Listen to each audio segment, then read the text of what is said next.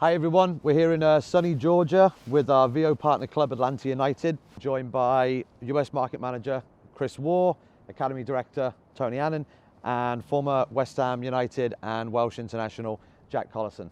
Guys, thank you very much, obviously, for taking time today and joining us. It's great to be here at the Academy, fantastic facility. And so I just kind of want to get into this and speak to Jack. Obviously, you've gone from a professional player at the highest level in the Premier League. Now you're over here in Atlanta coaching. You started off with Peterborough United as an academy player, and then you went through to West Ham. Tell us about that journey from going from the Peterborough Academy into the West Ham Academy. Yeah, well, I mean, as a youngster, I was at Peterborough as a kid and unfortunately run out of money. So they closed down the youth system, made the jump to Cambridge.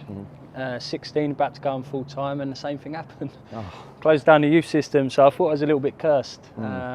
But fortunately I was doing quite well at the time, and I had a few clubs sniffing around me. And as soon as I knew West Ham were interested, for me it was a no-brainer. Obviously knew about Tony Carr, and for me my favourite players growing up, the likes of Lampard, Joe Cole, Carrick, Rio, they'd all come through the system. So the opportunity to obviously go and play there was fantastic, and I mean, a great experience going through the youth team and reserves, and eventually getting into the first team and sort of living out the dream, I suppose, that everyone has of playing professional football. And unfortunately it was cut a little bit short, but I mean, the fact it was cut short meant that I could get onto my coaching journey a bit quicker, and started my badges a lot younger, and thankfully I was at Peterborough at the time and actually started coaching there, and went back to West Ham, believe it or not, and then thankfully the gaffer over here gave me the opportunity to come out to America and have a try here, obviously this wonderful club. Awesome. So was there something that drove you more towards West Ham over any of the other clubs that were looking at you at the academy level? Was there something drawing you to West Ham over something else? I think there were a lot of things, as I said, known as the Academy of Football, and obviously the history of bringing through players, and not just players, the sort of players I enjoyed watching. For me, Frank Lampard was my idol growing up, and to see him obviously go through that journey, and obviously the opportunity, as I said, to work with someone like Tony Carr with everything he's brought, the history and his know-how was obviously great for me. And I think the other bonus was it wasn't going up north or going too far away. I was only an hour away from home, so still managed to get myself home on weekends and that. That's awesome. So you've obviously done extremely well at the academy level with West Ham, and obviously you moved into the first team. What was that step up like from academy player to first team player? What was the massive difference between basically, I guess, like being a kid in an academy to being a professional player? What was the difference? There's a lot of differences. I think the sheer ruthlessness of of being in that changing room environment. I mean, I remember my first away trip. I left my hotel room for 10 minutes and come back and it was completely trashed. And looked around the corner, I could just hear Mark Noble giggling around the corner, and he'd done my room, but it was kind of welcome to the first team. And obviously things like that bring you together, and then obviously being on the pitch, just your speed of play, your thought of play, and it just goes up a level, and obviously you're held a lot more accountable. The mistakes you can make as a youth team player or reserve team player, you make a mistake with the first team, they'll let you know about it, whether it's in training, and obviously on a match day you've got 35,000 people watching you, so you certainly get punished. But I mean, it's a wonderful environment to be in, and for me I enjoyed obviously playing with better players, and I felt it brought the best out of me. So obviously you're primarily a centre midfielder. Anything that you would say that you took from the coaches in the academy at West Ham that really kind of helped you within that environment and the professional level, like anything, like any techniques, any tips, anything? I think the biggest thing at West Ham, and a lot of the academy coaches at the time were just on about the scanning. And not just for the midfielders, but certainly the midfielders. We'd always do extra sessions around your scanning, and whether it was a technical warm-up, making sure we're checking our shoulders, and as I said, when you go up and that intensity and that accountability gets even more, so have the awareness to be able to check what's around you and know your surroundings. And I suppose that's probably the biggest thing that I took, especially as a midfielder. And once again, the players I enjoyed watching, there's some great videos of Frank Lampard on YouTube where you can just see him scanning the whole game, and certainly that extra half a second or millisecond could be the difference between you getting the ball to your teammate or the opposition winning it and going through on goal. So was there any particular player within the West Ham squad when you were in there that you maybe look up to, or any type of mentorship that you were given as you were making that progression through? Yeah, I was quite lucky. It was quite a lively changing room at the time. I mean, all throughout my career at West Ham, it it was quite a fun bunch in the change room. I mean, for a youngster, for me, it was great to see Mark Noble. He was only a couple of years older, but he'd already made the step, and by sort of 17, 18 was playing regularly in the first team. And obviously when the likes of myself and James Tompkins were sort of coming through, Nobes was the first one to put his arm around us and say, right, this is how it's going to be. I'm going to look after you. And probably the more senior players, Teddy Sheringham was in the squad at the time as well. 40 years old playing in the Prem.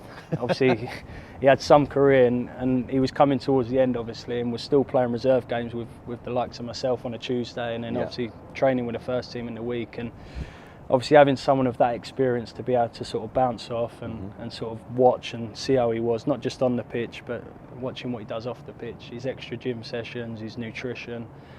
And obviously, as I said, playing in the Premier League at 40 years old, it was them little things that I noticed. That's probably why he was able to do it. So certainly Mark Noble and Teddy Sheringham were two that I really looked up to. You spoke about before your career being cut short at about 27. Was coaching something that you've always wanted to do and saw yourself doing, or was it just kind of thrust upon you sooner rather than later?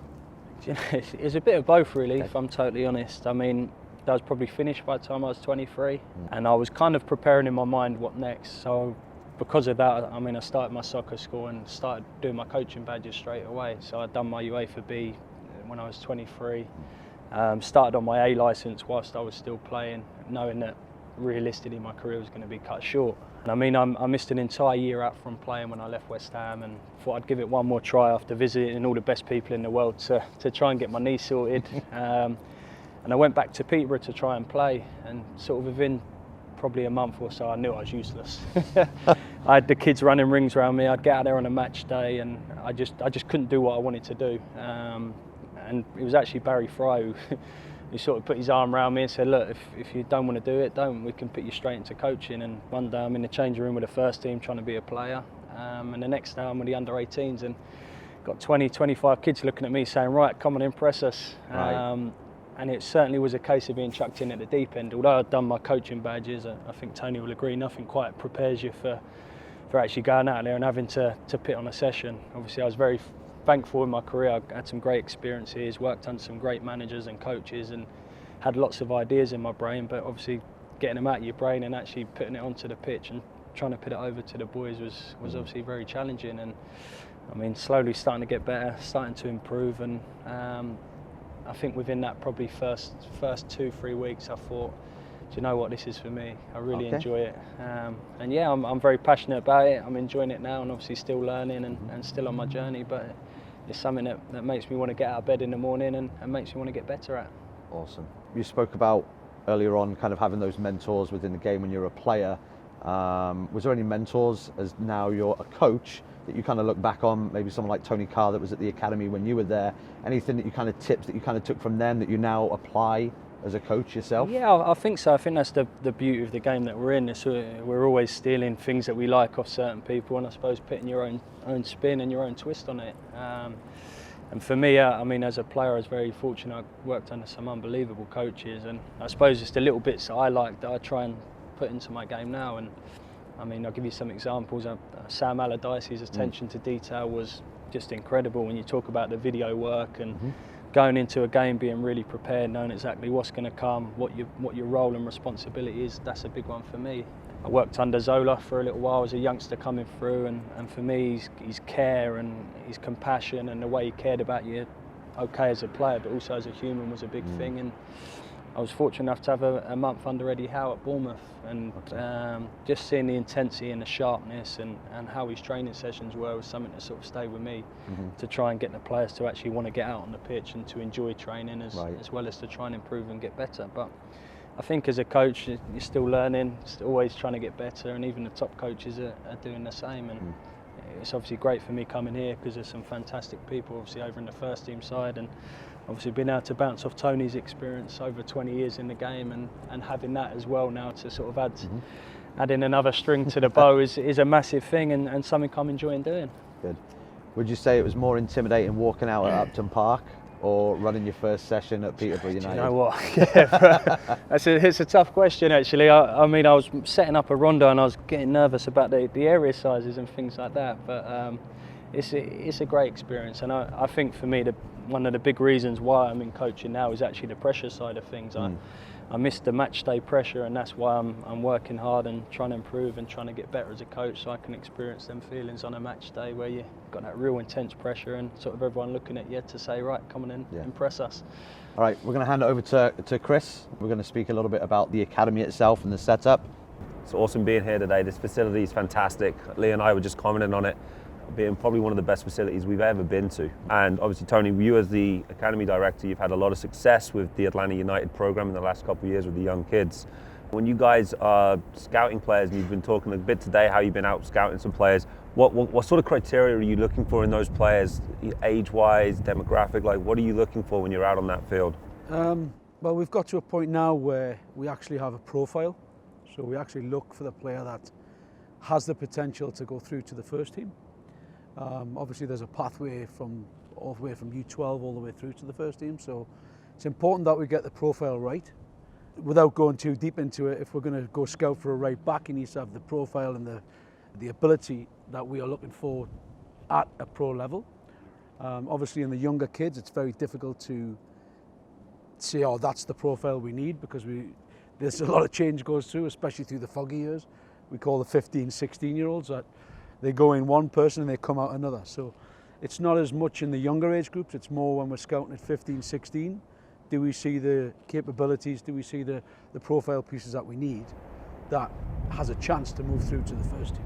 Yeah, that's great. And I like how you mentioned about the younger kids as well, because really with those younger ones, you might be looking more maybe for athleticism, and then, you know, we can develop those players. Is that kind of what we look at, or are you guys specifically looking at technical over athleticism? I mean, at the younger ages, we don't really care about athleticism. It's obviously nice to have athleticism, but again, you can hit 15 and you could be done, you know? So athleticism at 12, 13, 14, even 15 is not at the forefront. It's more technical ability, it's the IQ, it's the decision making, it's their movement within the game. Again, do they scan? Are they aware of their surroundings? Those are the kind of pieces that we look for. And even that intrinsic motivation. Is the kid a leader? Does he talk his way through the game to other players? Those are the things that really stand out as a young player before we look at athleticism. Now, when you're looking at that criteria, and obviously you're talking about a profile, how much does video come into that? A whole lot. I mean, we're doing more and more now with video off the field with individuals, as well as a team video, but also, you know, now we have the access with VO and the capabilities to tape training, to tape every match, to break it down, to put it in individual concepts for the kids. So it's brilliant. We use video more than we ever have now. Now, when we talk about building an academy like you guys have here, how much of an impact did it have on the local grassroots clubs, and how much do you guys work alongside them to help develop the program within Atlanta as a whole? I mean, we are very fortunate. We have an unbelievable youth system in Atlanta. It's competitive, but it's also really structured. Some really good people working in the academies, and they run a good program. So to have that base underneath our academy, where we recruit from, is obviously, we're very fortunate, and we have good relationships with them. Obviously, I've been in the area for 25 years, so I pretty much know everybody and they know me, and you know, we pride ourselves on being transparent, on being authentic, but the communication aspect is huge for us. And you know, 99% of the guys in Atlanta accept our position in the market, and they help us recruit, most of them. But we also have our own scouting system and team that goes out and scouts games. That's great. How broad is your network across for scouting players? Like outside of Atlanta, in the state of Georgia? We have a fair few people across the nation, to be fair. And again, being in the game for so long, we've got a lot of friends in college, a lot of friends in youth clubs. So our network is big. We get recommended players a lot from other states, but obviously there's rules in place, homegrown territories, so you can't recruit from certain states. But we have 2 to 3 guys in Atlanta itself who cover Georgia and the southeast, but we have a network all the way across the country as trying to find the best players we can. Now, with that kind of scouting network, do we have open trials where you just invite kids in to come and have sessions, train with like Jack's team, for example? Well, we got away from open tryouts because it's, for me, you can be fooled in an open tryout. 2 days of watching a kid try his best can fool you, and that's just experience tells you that. So we now scout, we use video, we look at video before we invite somebody in. We get a 3 or 4 match report on a player before we bring them in, and then we put them into the squads. And we don't bring too many in because obviously we don't want to upset our squads that we already have, but we invite them at certain times of the year. We bring in kids to actually play against our squads or actually incorporate them into our squads so that we get a feel to how they fit. Character's a huge piece. How do they act? How do they train? So having them in our facility and seeing how they act is very important. Now, you guys have a great system here with the academy, the USL team, and then the MLS team sitting at the top of your pyramid. You know, we've seen players around the world, some of the greatest players of all time, you know, like Wayne Rooney at 16, stepping into Everton's first team. At what point do you see a player in your academy making that, you know, graduation into the first team or into an environment where you can place them with the first team players to try and help their development? Yeah, I mean, for me, everything's process. Like Jack talked about process as a coach. You know, it takes years to get to where you really want to be as a coach. I don't think you ever end. And it's the same for a player. Right? There's a process to everything. You can't jump a player ahead of where they're at. Sometimes it's good to put them under pressure and elevate them, but at the end of the day, when they're good enough and when they've earned their way through, they'll be given the opportunity. And we're fortunate, again, that we have a USL team who plays in the top USL division in the championship, where we can put our young players and really test them. So they come through the 17s, 19s, and they're given the chance to play in the USL Championship against men with families who are playing for a living. It's a huge development tool. We had 9 academy kids in our starting lineup last year against Miami, Charleston, independent USL teams. So the pathway's here. It's the opportunity's here. It's just they have to earn it, number one, but they've also got to be good enough to handle it. So talking about those pathways and the processes that are in place, if a player gets to a position where, you know, it might not be the right pathway for them, you know, the first team, the USL team, it might not be the right direction. They're not showing the kind of drive to get to that level, or maybe just the ability to get to that level. What's kind of the steps that, you know, Atlanta takes to help those players? There's maybe 1 to 2 kids every cycle that we can bring through to the pros, to the first team. The rest of our guys are, you know, really still important to us. They spent a lot of time with us. We've invested a lot of money in them and time. So it's important that we have their exit strategy planned out as well. So we have over 35 kids now in Division 1 college over our 4.5 years of the cycles. We've actually got 1 kid coming back out of college to sign a pro deal, which we can touch on. But we have all the measures in place to make sure that if you're in our academy, whether you go the professional route or whether you didn't develop as a professional, but you're still a very good player, there's always a chance you could go to college and keep on developing. So we are very active in putting kids in college on good scholarships, in good schools. So we've got it all in place. So talking about the college process, I know it's you know, college soccer over here in America is kind of the peak of a lot of the players, where they will get to. Talk to me a bit about then how Atlanta United does that process. Like, how do you guys elevate those kids to go into college? Yeah, again, not everybody develops. Not everybody, the guy at 13 is known as the guy at 19, ready to go to the professionals. So we must have a process in place. So basically what we do is we have the lists of the kids. We have a player liaison who's only in charge of their care and their education. So now they submit their list of colleges. We contact the colleges and let them know that they're interested. We encourage them to do the same because I think they should be part of the process. It shouldn't be someone doing it all for them. And then we host identification events here. And then obviously we try and play in the best leagues to expose those kids to the college coaches. But our network of college coaches, obviously from the past and the present now, being one of the, what we would like to say, the top academies, we provide that platform for them to be recognised and scouted by the colleges. Yeah, which is brilliant. On average, how many, do you see the kids that don't go into the USL or the first team, pretty much the majority of the squad would go into a college placement, would you say? Every one of them. Every single one? Yeah, I think we've had 1 kid in the 4.5, 5 years we've been going. 1 kid that went to junior college, but obviously he wasn't prepared to do it and he dropped out. But the rest of them are all still in college, all doing really well, getting their education and obviously starting in college as well. Brilliant. And do those players and you yourself keep in contact with each other, keep up to date on their progress throughout the year? Especially if they're prospects who we feel might come back out. There's a regular contact with them. The other guys we keep in touch with and just monitor how they're doing. Yeah. That's great. So is there one thing that would one story that would stand out to you across your academy, which you can, of a player who might mean a lot to Atlanta in the way they came in, where they've gone, where they're at now? I guess there's two examples, right? You've got George Bello, who came through the academy, played in the academy, played in the 17s, played in the 19s, played in the USL, signed a homegrown deal and is now a regular in the first team. That's one pathway. He's an Atlanta-born kid from here, moved here from Nigeria when he was 2 years old. And then you have the other pathway, which is something we're really proud of, which is probably Matchop Chol. So Matchop joins us from a YMCA program, which is where he played his whole career. He does a year and a bit with us.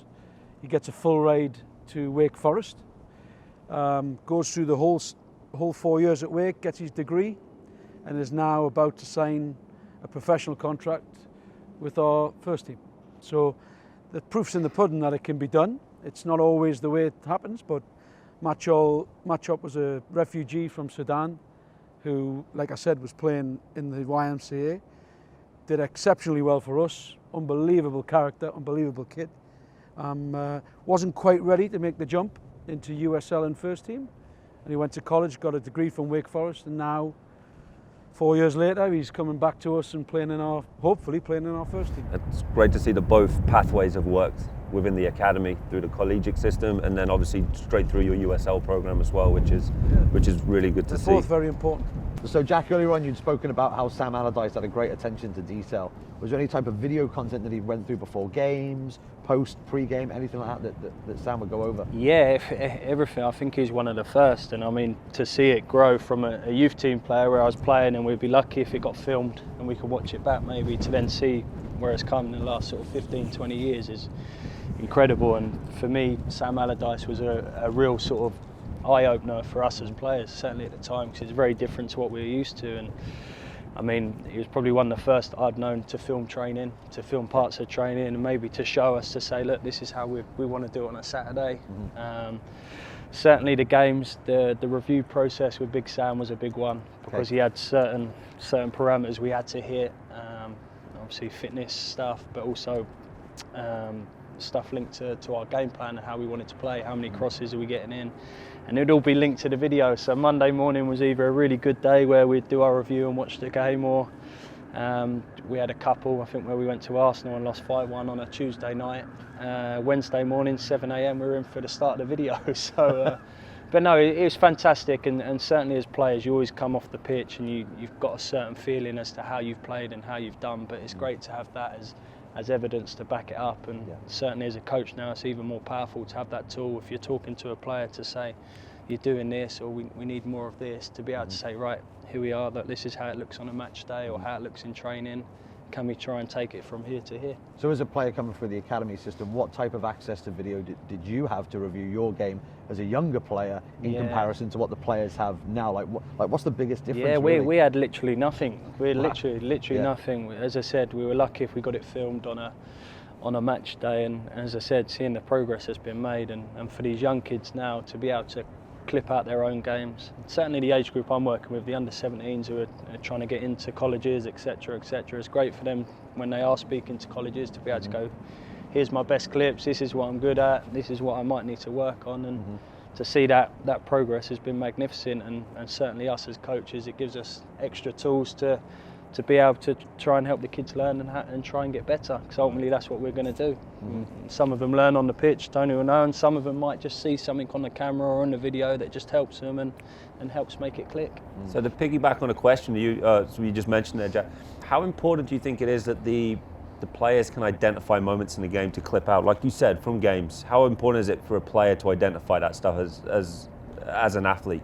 I think it's massive. Self-awareness is a big one, and And certainly being able to actually see it from a match day or from a training session, obviously we can say things to these kids, but to actually be able to see it live is a powerful tool. And look, not all kids are going to be great at clipping things out. I'm not fantastic, but I'm certainly working hard to get better at it, because I know where the game's going, where it will be in the next 15, 20 years. Where I'm fortunate, and certainly we're fortunate as a club, we've got some fantastic people who are great at it. We've got great analysts and certainly some coaches who are very highly skilled at doing it. And for me, it's a massive part of the game, and I think the pandemic certainly has shown that to us. The amount of work we've been able to do over Zoom.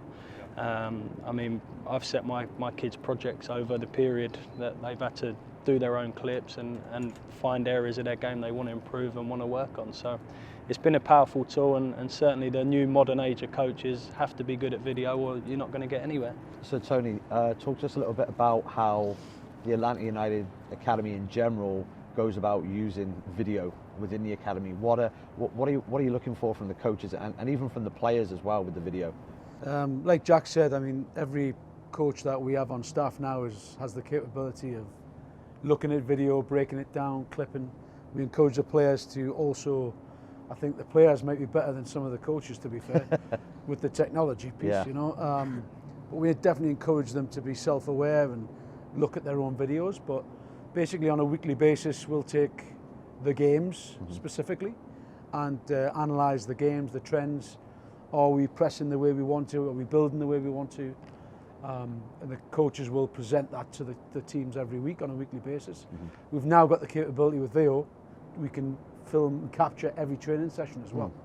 So now not only are we talking about games, we're talking about the trends and the habits in training, right? And be able to pick an individual out. And on the individual aspect, they will be able to clip the videos of the games, sit with the individual, and one-on-one go through the video and point things out. And even if it's body shape, first touches, you just have to get that to be able to progress. So, like I said, we use it more than we ever have. To be fair, we've used every single video system out there because we've had the capabilities of trying to capture video, and video's the best by far. I'm not saying that because you're sitting here, but it's been the best thing for our academy so far that we've ever had. So it's really helped us. That's great. That's great to hear, Tony. Now we know that all of us know that players are visual learners, like you said before. They're looking at something and watching something. They're probably going to take something back from that, you know. So is it something that Atlanta United Academy, you can't necessarily mandate that a player watches a game, I guess, but is it something that you highly encourage the players to do? Yeah, I mean, look, again in lockdown, Jack will tell you that we spent more time asking kids to watch football than we ever have. But we realised, and we kind of stumbled upon it. You know, the more they're watching, the more they're doing, the better they are when they come back to training. They see more, they realise more things that they can do and try.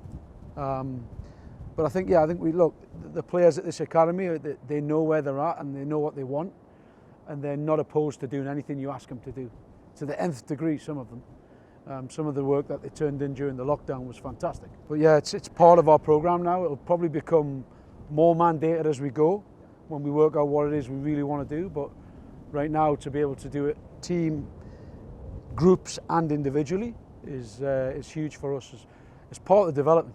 And like Jack said, if 10 years time, if you're not up to speed on how the game's broken down and analysed, then you're probably going to be behind. There's we've known as coaches, you get the type of players that can train really, really well, and the type of players that, you know, show up for a game day, but they don't necessarily train as well as what you'd like them to. With your filming training and games, can we see a noticeable difference? I think from a way we've used it previously, where it's been really powerful, is just to try and give that complete learning cycle. So this is what we want to do, this is how we're going to try and do it. Then we're filming training, this is what we've been working on. Obviously filming the match piece and then being able to review it, it just closes that cycle. So it's kind of a nice steady build up, and having that's been fantastic to say, look, this is why we're working on things, this is why we're doing certain sessions, this is you guys trying to perform it in a game, and then when we review it, right, this has been fantastic, but maybe we can do this a little bit better, whether that's individual, whether it's group, or whether it's as a team. And having that power and that capability is massive and obviously great for their education. I think the word accountability for me as the director of the programme, not only are the players accountable, but now Jack's accountable too. Is the session the way it should be? Is his language the way it should be? Are the things he's coaching the way, are they going to help the player? So not only are the players accountable, but now the coaching staff are accountable as well, because now we analyse their session and say, look, that was way off from where we wanted it to be, and that's why it didn't really go so well. So the word accountability is something we use through the whole academy, and I think the use of video and the use of being able to break it down like that just holds everybody accountable from top to bottom. Yeah, I think the word accountability, like you say there, is an important word, not just for players but for coaches as well. You know, obviously having them being held accountable for the sessions that they're running, the language and everything else, and the terminology that's being delivered to the players. Is it in line with the academy's philosophy? I think that's fantastic. And I guess for both of you, and starting with yourself, Tone, is there any advice that you would give to coaches that are obviously listening or watching about what they can do, you know, not just now but into the future as well? And you know, you spoke about it earlier on about as coaches we never stop learning. I think that's obviously an important one. But any tips or advice for coaches that they could do? Well, I could sit here all day. I know, I bet you could, mate. I absolutely bet you could. But I think the main thing is you tell your players all the time, right, what it takes to be a player and how long that process is and how much work goes into that, right? But you've got to say the same thing to yourself. Yeah. You don't become a coach overnight. You can, but you don't become a great coach overnight. Yeah. So for me, well, I'm 20 odd years into it. Sacrifice, take the time to do things for free. It's not always about making a living. Watch other people. Watch as many people as you can, listen to as many people as you can, and take the pieces you want and create your own philosophy or your own thoughts about the game. But it takes time, it takes sacrifice, it takes missing vacations, weddings, funerals, everything, if you want to be the best at your craft. And do the process, go through the steps. Don't feel like you can come in and say, right, I'm going to do the 12s and next week I'm going to be the 18s coach. Or you may be the best 12s coach forever, and that may be what you are, but you've got to go through the process. You can't jump steps. If you want to be a very good coach with a holistic approach, you've got to go down different avenues. You have to fail, right? You're going to have to succeed as well, but you have to fail. If you don't fail, you're not learning. You're not getting any better. Jack, obviously you've just recently passed your UEFA Pro. Yeah. What advice would you give to coaches going through that process? Tony's touched on it there. You can't cut any corners, and as much as you'd like to, okay, you might have the badges, but realistically you're not going to see that coming to fruition unless you're actually out on the grass and learning and getting better and making your mistakes. And I know we've talked a lot about the benefit of this with the players, but for us as coaches it's great to be able to watch our sessions back and see, right, this worked really well, why this maybe wasn't too good today, how can I tweak it, how can I make it better? So not only trying to push the players to get better and have that accountability, but us as coaches the whole time just striving to be better and working towards whatever it is. As long as you've got that passion and that willingness to sort of work and sacrifice, I think you're only going to get better at whatever it is you want to do. I think at 36, you're different as you are at 46. Right. If I look back 10 years and go, I thought I was really good back then. Yeah. Now I look at it now and go, I really wasn't that good back then. So I think it just takes time. Like you said, there's no shortcut. Yeah. Time on the pitch, and time committing to what it is. Yeah. Well, guys, Jack, thank you very much for your time today. Tone, thank you very much for having myself and Chris and everybody at VO here at the Atlanta Academy. We've had a fantastic day, getting to watch the training session with you, Jack, that you put on, and then obviously just being able to kind of just sit down and pick your brains about, you know, everything coaching related, and obviously into the academy and how you guys work within the local area and developing players as well. So thank you both, and that's a wrap.